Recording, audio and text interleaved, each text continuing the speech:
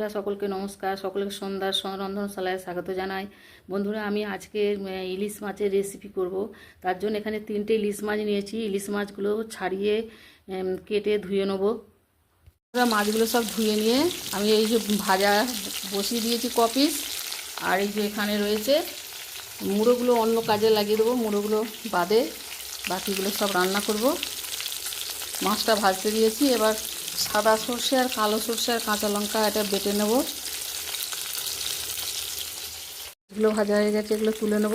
মাছ বেশি ভাজার দরকার নেই, এগুলো বেশি ভাজলে স্বাদ থাকে না। হালকা করে ভেজে নিচ্ছি।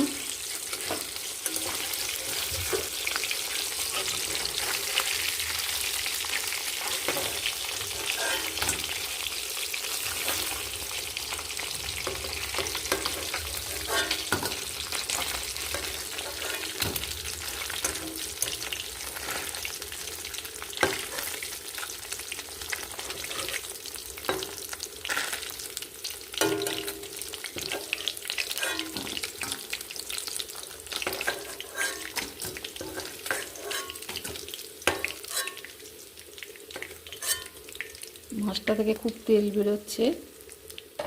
যেগুলো ভাজাগুলো এখানে তুলে নিলাম, আর এখানে যেগুলো বাকি এগুলো আছে ভেজে নেব।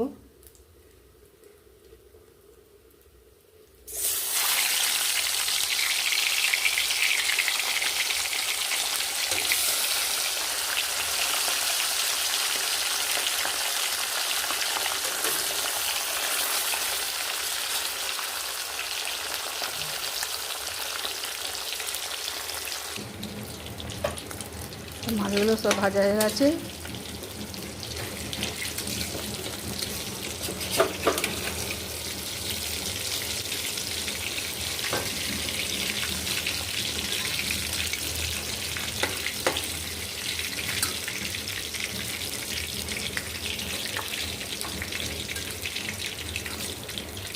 মাছগুলো সব ভেজে তুলে নিলাম। তেলটা ঢেলে নিয়ে তারপরে আবার রান্নাটা শুরু করব। ইলিশ মাছগুলো ভেজে নিয়েছি। ইলিশ মাছটা আমি ঝিঙে দিয়ে রান্না করব। ঝিঙে ইলিশ। তো ওই ঝিঙেগুলোকে তোমার ছাড়িয়ে এই যে এরকমভাবে দুদিকটা কেটে দিয়েছি। এই যে গোটা গোটা রেখেছি, আর শুধু হলুদ মাখিয়ে নিয়েছি। হলুদ মাখিয়ে ভেজে নেবো। এখন লবণটা রেখে দেবো না।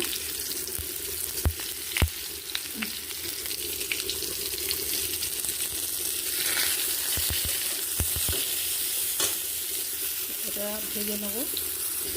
ঝিঙেটা ভাজা হয়ে গেছে। বন্ধুরা, অনেক রকমের ইলিশ তো রান্না করে খেয়েছেন। তো ওই ঝিঙে ইলিশ খেয়েছেন কিনা জানি না। যদি না খেয়ে থাকেন, সেরকম যদি কেউ থাকেন, তো এইভাবে আপনারা খেয়ে দেখবেন।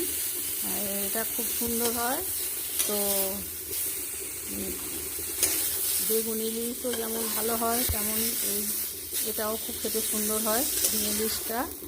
আর এই ইলিশ তো সিজনে সবাই খায়। তো একবার হলেও তো দেখাতে হবে রান্নাটা। এই সিজনে অনেকবারই রান্না হয়েছে, তো আজকে রান্নাটাকে ভাবলাম আপনাদের সাথে একটু শেয়ার করি। তো সেই জন্য আজকে ইলিশের রান্নাটা আপনাদেরকে দেখাচ্ছি। এই যে ঝিঙেটা ভাজা হয়ে গেছে, তো এবার একটু সর্ষের তেল দিয়ে দেবো।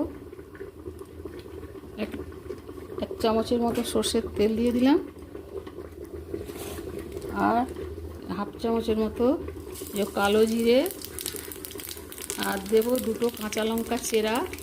এই যে চিড়ে 2টো কাঁচা লঙ্কা।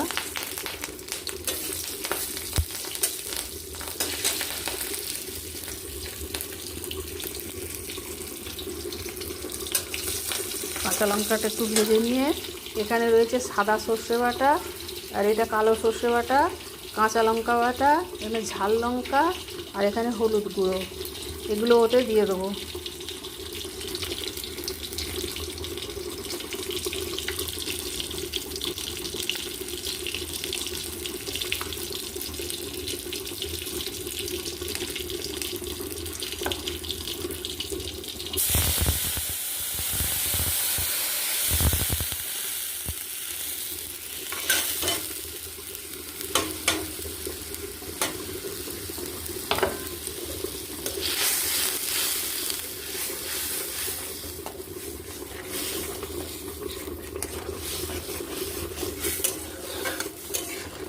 কালো জিরে তোমার ইলিশ মাছ রান্না করতে গেলে কালো জিরের ফোড়ন দিতেই হবে, কারণ কালো জিরের সেন্টটা এই ইলিশ মাছে খুব সুন্দর আসে, ভালো লাগে এইটা দিলে।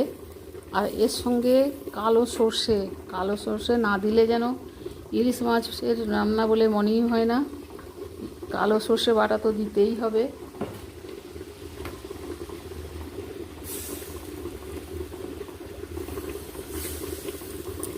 তো আরও জল লাগবে।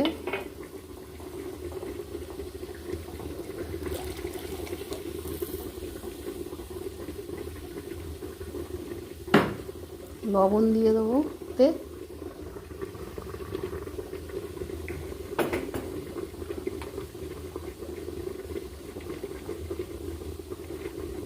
স্বাদ মতো লবণ দিয়ে দিলাম।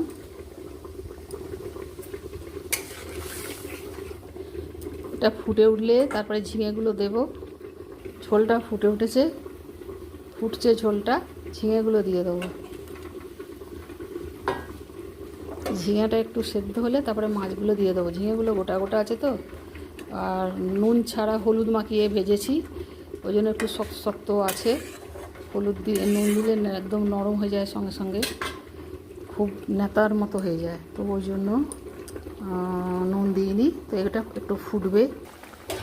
ঝিঙেগুলো সব সেদ্ধ হয়ে গেছে, এই যে ঝিঙে সব সেদ্ধ হয়ে গেছে। মাছগুলো এবারে ছেড়ে দেবো।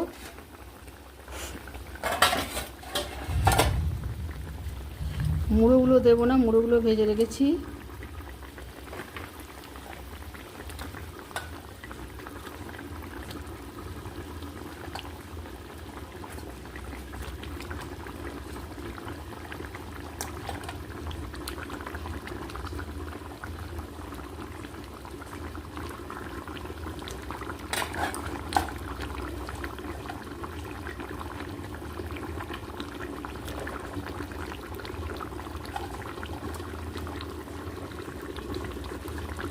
সব মাছ দিয়ে দিলাম।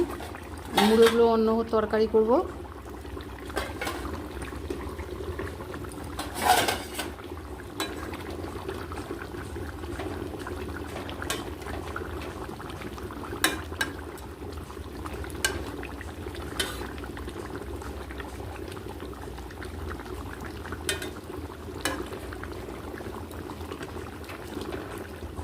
কিছুক্ষণ একটু ফুটিয়ে নেব। রান্নাটা রেডি হয়ে গেছে বন্ধুরা।